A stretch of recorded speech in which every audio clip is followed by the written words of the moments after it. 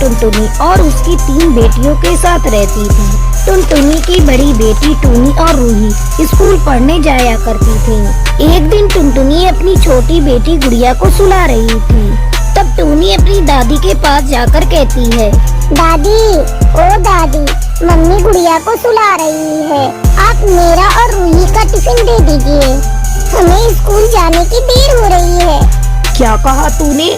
मैं तेरी नौकरानी हूँ। जाकर अपनी माँ से बोल तेरा टिफिन देने को, वरना बिना टिफिन लिए ही स्कूल चली जा। एक दिन नहीं खाएगी तो मर नहीं जाएगी। ठीक है दादी, हमें कुछ पैसे ही दे दो, हम स्कूल में कुछ खरीद कर खा लेंगे। नहीं है मेरे पास पैसा तुम्हें देने को। सारा पैसा तुम लोगों का पेट भरने में ही चला जाता है। तुम्हें स्कूल जाना है तो जाओ या मत जाओ, मुझे उससे कोई मतलब नहीं। तभी वहाँ टुनटुनी आ जाती है। टूनी, रूही, तुम लोग परेशान मत हो, मैंने तुम्हारा टिफिन पैक कर दिया है, ये लो और जल्दी स्कूल जाओ। दोनों बहनें स्कूल चली जाती हैं। क्यों माँ जी, आप मेरी बेटियों से ऐसा बर्ताव क्यों करती हैं? क्यों ना करूं? मैंने तुझसे बेटा पैदा करने को बोला था, लेकिन तूने हर बार बेटियों को ही पैदा किया। मैं तेरी बेटियों की नौकरानी नहीं हूँ। तूने बेटियाँ पैदा की हैं, तो तू ही संभाल।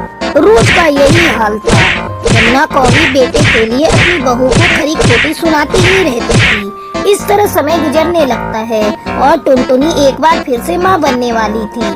हे भगवान, इस बार मेरी सुन लेना, मुझे एक पोता दे देना।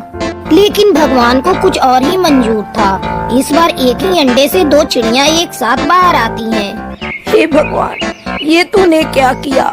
फिर से 2 और बेटियां।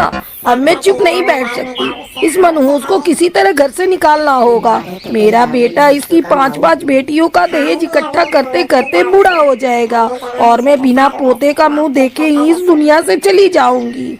जमुना कौवी अपने बेटे भीमा कौवा के पास जाती है। बेटा, तूने क्या सोचा है? अब क्या करें? कैसे तू 5-5 बेटियों का बोझ उठाएगा? मैं तो कहती हूँ निकाल इन मनहूसों को अपने घर से। मैं तेरी दूसरी शादी करूँगी।